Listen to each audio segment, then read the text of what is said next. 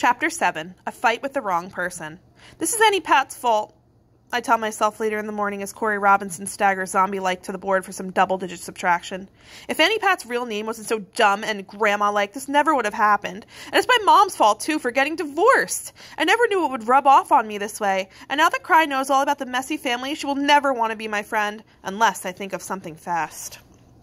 "Hey, Cry," I say, sprinting over to where she is sitting 1 second after the lunch bell buzzer really rings, or buzzes. "Can you go over to my house on Saturday? My mom wants to treat us to lunch at a really fabulous place and even take us to a really cool movie.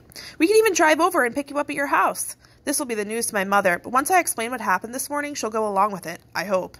Cry blinks, surprised. She's very pretty eyes, the color of acorns, and flappy black eyelashes that look like long, delicate caterpillar legs.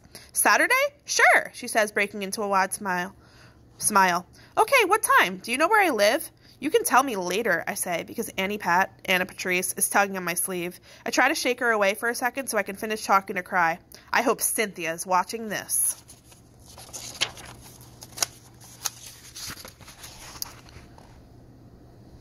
"What?" I finally say to Annie Pat, whirling around, because she just won't leave me alone. But it's okay, because Cry just waved goodbye and has gone to get her lunch. "What do you mean?" "What?" Annie Pat asks me. Her face is pink and she looks really mad. At me. "At me? What did I do?" I shrug to show Annie Pat how confused I am. You asked that new girl over on Saturday," Annie Pat says, tears gathering in her navy blue eyes. "So what? You can come too. I was going to invite you, in fact," I add, fibbing a little. I mean, I probably would have thought of inviting Annie Pat eventually, only I hadn't exactly gotten around to it yet. But Mom is going to freak, because being suddenly asked to take 3 girls are 2 expensive places in one day. She probably thought we would just take a nice, long, inexpensive walk that day and then maybe do the laundry or something. And usually that's fine with me, but we both love peace and quiet.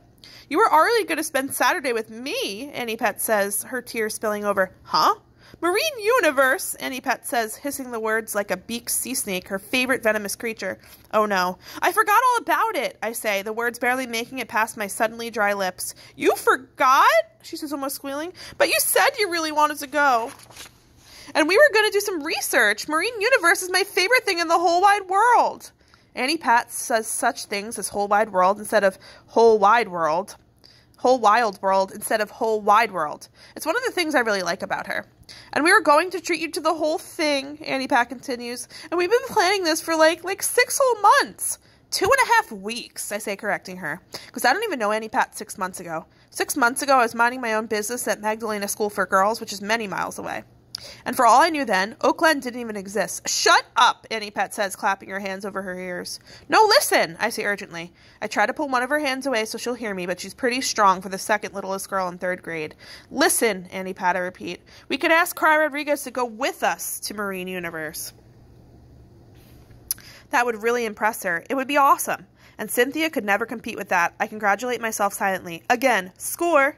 "I don't want to impress her," Annie Pat says, stomping her foot. "Who cares about Cry Rodriguez? She's not even a scientist like us. She just ruined the whole thing." Whatever happened to my battle with Cynthia Harbison? I'm suddenly having a fight with the wrong person. Cry wouldn't ruin it, I say, trying to convince Annie Pat to see things my way. And she'd be so happy to be invited that she'd want to be my friend. Our friend, I mean, because I'm doing this for you, Annie Pat, I add, desperate. This is not exactly the truth, but it could be. I mean, Annie Pat doesn't know it's a lie, so maybe she'll go for it. But Annie Pat stomps her foot one more time, which is never a good sign with her. "You were our guest," she reminds me angrily. "And a guest doesn't get to invite other people along, especially not for the whole day, and when it's such an expensive treat." Oh, I never thought of it like that. I guess she kind of has a point. But what can I do, Annie Pat? I ask, holding my hands out in a helpless way. I already invited Cry to do something on Saturday, and I can't back out now. I just can't uninvite her, can I?